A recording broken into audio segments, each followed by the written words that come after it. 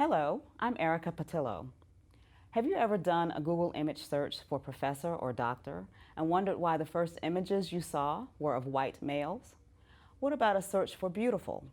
Are you surprised that your results are images of white women rather than of the vista from an Appalachian mountain or a glowing sunset? How does Netflix make recommendations on what you'd like to see next? Search engines and other internet-based tools use algorithms to determine what information you see and in what order. Algorithms are mathematical formulations that are thought to be benign and unambiguous. But researchers, such as today's guest, have demonstrated how these so-called neutral algorithms mirror and reinforce the racism, sexism, and other discrimination prevalent in our society. Joining me today is Safiya Noble, Associate Professor of Information Studies at the University of California, Los Angeles, and author of the book Algorithms of Oppression: How Search Engines Reinforce Racism. Welcome, Dr. Noble. Thank you. We are so glad to have you on Appalachian State University's campus to have conversations today about what you describe in your most recent book as the consequences of automated decision-making through algorithms in our society. Yes. So, before we take a deep dive into that particular topic, give us a little information about your background and what led you to this work. Sure. Great. It's great to be here. Thank you so much. It's an honor to be interviewed by you. I started my career in advertising and marketing. I spent about 15 years in advertising, marketing, specifically kind of focused on multicultural consumer markets. I worked for a variety of different Fortune 100 brands. And as I was getting ready to leave the advertising world, we were in the process of hiring programmers, freelance programmers, for example, to come in and work with the agencies to help optimize their brand, their products, their services in search engines. And I think we were really clear that search engines in particular were really advertising platforms, and everybody was deeply invested, this is kind of the mid-2000s, in figuring out how to get their clients' services visible or their projects visible on the first page of search results. So it wasn't really a secret that that's what those platforms were doing, that they were kind of designed for those who would pay the most to get their content optimized. And we started shifting lots of media budgets from traditional out-of-home, television, radio, print kinds of advertising to online advertising. And right as I was leaving the industry and going back to graduate school, I was surprised that so many people were thinking about search engines, and Google in particular, as kind of this new form of almost like public librarianship that was happening. People were thinking and relating to, in the quarters I was in academia, in library school, to Google as kind of this new type of information aggregator that was on par with the kind of the quality of what a public librarian would do, or so they thought. And I was this dissonance between having just left the industry and how people in academia were thinking about what search engines were was really fascinating to me. But I also knew that people could game these systems. Industries could game them, companies, really those with the most money. And people were starting to write about this, academics and journalists were starting to write about this. And so I thought, well, what's at stake in these platforms? And as I was talking with colleagues and friends, and we were kind of brainstorming what we were seeing as researchers, I started a systematic study of the way that people and various identities were represented in search engines. And this, of course, is what led me to things like what we see on the cover here, but also looking up vulnerable people like children and young people, and seeing how they were so grossly misrepresented. And that really was the impetus and the jumpstart for several years of research that culminated in the book. Great, thank you. So, artificial intelligence, algorithms, these automated decision-making tools, they're everywhere. And we use them, we love them. So what's the problem? Well, when you start thinking about something like a search engine, which is really, for those of us who were on the internet before there were search engines, it was very difficult to find information, but you did at least know you were kind of going into, let's say you're going into a chat room on AOL and you were asking, does anybody here know anything about the Civil War? I'm writing a paper. And you might get all kinds of experts. I think that's actually how my brother and my sister-in-law met online before they got married. This kind of highly subjective but clear, process of engaging with people and experts. And sometimes librarians would be there and other kinds of teachers and researchers and just people who DIY knew a lot of things. Fast forward to more of this kind of automated algorithmic type of sorting. Now you have, in essence, kind of real-time auctions where people can pay to have content more visible than other people or industries. And I think a lot's at stake. I mean, when I started the study, for example, if you did a search on keywords like Black girls or Latina girls or Asian girls, you were almost exclusively fed back pornography. And so the question is, how would children, girls of color, ever be able to compete with the kind of resource that the porn industry has, right? And yet, because these are less visible constituents in our democracy, you had them flying under the radar, this kind of misrepresentation happening. And we've really seen over time the culmination of what misrepresentative information and disinformation in an automated kind of fashion have done, which is surfaced a lot of things that aren't true or that aren't fair, that people have a hard time speaking back to, taking down, or correcting and making sense of. And so these are the things that I think are at stake when we have these automated processes. We have the white, simple interface of Google that almost signals like there's nothing to see here. Don't worry about the mechanics of how we get you there. We're just going to get you to the right information. And of course, this is excellent when you're doing things like trying to figure out how to convert a measurement to metric, which dare I say, many Americans are not very good at. For banal kinds of information, right? Me too. It's great. It's reliable. But when you start getting to more complex social questions, this is where things unravel quickly. And this is why we need to study automated decision-making and automated decision-making systems. Great. I'm going to ask you about that black box and library catalogs in a second. Okay. But first, I want you to talk a little bit more about something you mentioned in your book about exposing computer science and engineering students to the histories of people and communities, and how that can be really useful for them as they, part of their training, but they don't tend to get a lot of it currently in our programs. How will getting that kind of training help in terms of, I guess, creating more equitable algorithms, if I can put it that way? Sure. It's a great question, and I'll tell you, I think better training for computer scientists and students who are in the field, and also people who are already working, being retrained, is one kind of intervention that we can have onto this. I mean, when I think about many of the computer science students that I get at my classes at UCLA, occasionally they wander in and have minds blown, being exposed to things that they aren't really talking about in their computer science degree programs. One of the things that we see is that students who are often tracked into STEM fields, math, science, so this is, science, technology, engineering, math types of courses, they often test out of their humanities and social science courses while they're in high school. So you have many times students coming in, they don't take any college level history, sociology, social science. They certainly aren't taking like ethnic studies and gender studies courses because they've AP tested out of those humanities and social science types of requirements. And most of their focus is strictly on theoretical math and other types of engineering curriculum.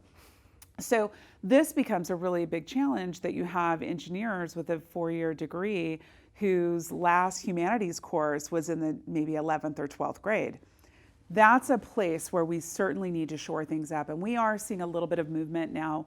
I was heartened. I was at Oxford, at the University of Oxford a couple of weeks ago, where they're launching a huge new initiative around AI and ethics, and they're locating that. It's being headed up by computer science faculty, but it's located in their College of Humanities. So we're starting to see slowly some shifts. I mean, certainly the work we're trying to do at UCLA with our new Center for Critical Internet Inquiry that Dr. Sarah Roberts and I are co-leading, we are also trying to push for kind of this re-education and reimagining of computer science and applied math training. But you know, that's certainly one place, and I think this contributes greatly to the kind of colorblind, gender-blind ideologies and mindsets that proliferate all throughout Silicon Valley, where people don't see the value of understanding history, social dynamics, systems of oppression, for example, and therefore they can't even begin to intervene or mitigate. So let's talk about libraries, another area where, you know, we're a little bit colorblind there as well, and probably to our detriment, right? Sure. So you and I share a background of library and information science. We do. And I think the general public really sees libraries and librarians as, you know, neutral, benign people and places that provide, you know, books on everything from a variety of different perspectives. But you and I, again, both know that we use systems to classify and to categorize these information resources that can sometimes be problematic, right? So can you sort of talk about the libraries and the librarian's role in addressing these problems that you've talked about in your research, and also sort of the blinders that we have on as well? Sure, sure. I mean, you know, I love to talk about libraries all day long. And I think libraries are incredibly important, let me just say, even with the critiques that we might have as people inside the field.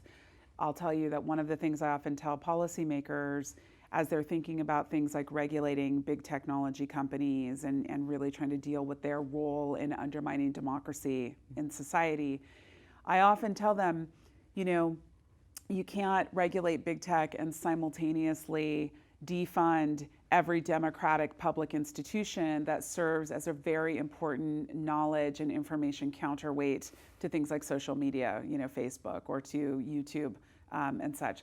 So in that sense, we need more funding and more support for libraries so that they can do their work better.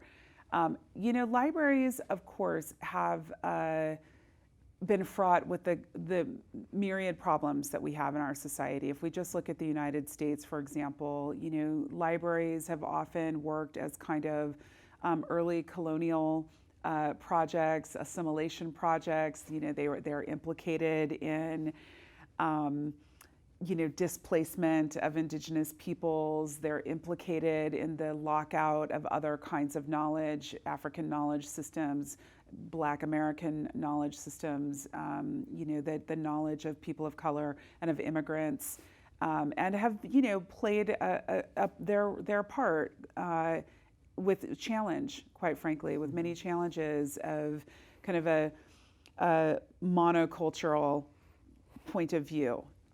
They've been part of the kind of making of a monocultural ideology about what America is. Yeah. But they've also been sites of great resistance where people have also used the library to foment the civil rights movement, to educate women, to educate, you know, people who had low levels of literacy, working class people. Libraries have been really important legacy institutions in helping to kind of level the playing field too. So in that respect, you know, there are all these complexities about what libraries are. I think, you know, having taught in library and information schools now for several years and having been trained in them myself, this pervasive notion of the library as a neutral space is really one that's being challenged right now. And I think part of that is because we're living in times where we see, for example, the rise of authoritarian regimes all around the world. We're seeing erosions in democratic rights around speech, around civic participation, voter suppression. These have been places where libraries have helped shore that up, have taught people about participating in civic life, for example. And communities have really used them and needed them to do that work. So libraries are not neutral spaces. Obviously, they're part of the messy experiment of democracy that we're still trying to realize. And we need them. And so librarians themselves, of course, can't rest on this idea that they're simply neutral information brokers, because all information is not equal. And it's the reference librarian or the person that's supposed to help us make sense of something like climate science and the truth of that, and not making it a false equivalency with, let's say, fraudulent climate change denial literature, right? We need human beings to help us discern that everything is not equal. All information is not knowledge, and disinformation and propaganda are not the same thing as evidence and study. And librarians are crucial for that, and algorithms cannot replace them with certainty in that respect. Those are such important concepts, I think, for you to share with us. I want to ask you about what's the way forward for us, and thinking about, again, the average citizen or consumer searcher. What should we be doing? What should we be thinking about as we try to sort of have an impact, as we take in your research and try to build an understanding? What can we do to try to have an impact on changing the way things are built now? For sure. I think these are great questions. I mean, and I know other people have even better ideas. I mean, I certainly think that we need strong democratic public information repositories and systems and buildings, spaces to gather. We cannot just have commercial digital media platforms from Facebook, Google's YouTube, Twitter, Reddit, all these places that people are.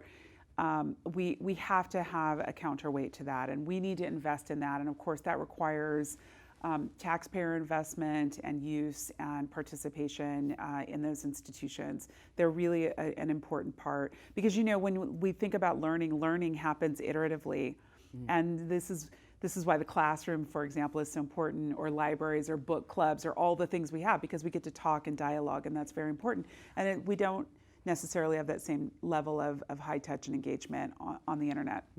So we need that.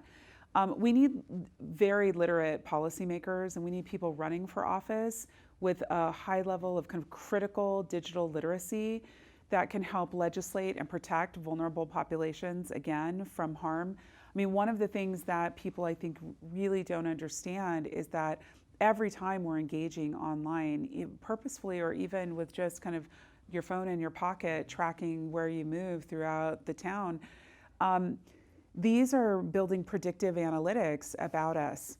And this is much, much less easy to see. I mean, we understood when Cambridge Analytica, that story broke about Cambridge Analytica kind of tailoring ads to manipulate the public into voting in particular ways, or kind of distorting the truth. These ideas of kind of buying and selling data about us, that is the business model of the current kind of commercial internet that we're engaging with. It's not that for every one Cambridge Analytica, there's 1,000 more companies that are trying to do the same thing. They're just not necessarily maybe doing it in the realm of politics, direct political, electoral politics. So we need to understand that, and we need legislation and protections against that, because some of these things, for example, taking in information about you and everybody you know, and making decisions, value-based decisions about whether you should get a mortgage, whether you should get a small business loan, whether you should get into college, whether you should pay double an insurance premium over your neighbor. those are the kinds of models that are being built on our use of these technologies. And in that way, we are starting to see so much extraction of information about what we do that then gets formulated and used against us, weaponized, quite frankly, against us. And I think we have a lot at stake as we look to the future. And this is why, the book is an easy way to kind of get into the conversation, but it really leaves you with more questions about what are the future of these analytics? How are they going to play out in our lives? Right. Well, Dr. Noble, thank you so much for taking the time to talk with us and to raise these questions for us to try to address. Thanks for spending time with us today and helping us understand some of the challenges presented by our modern information landscape. For a deeper dive into these issues, Dr. Noble's most recent book, Algorithms of Oppression: How Search Engines Reinforce Racism, and her other writings are widely available, possibly at a library near you.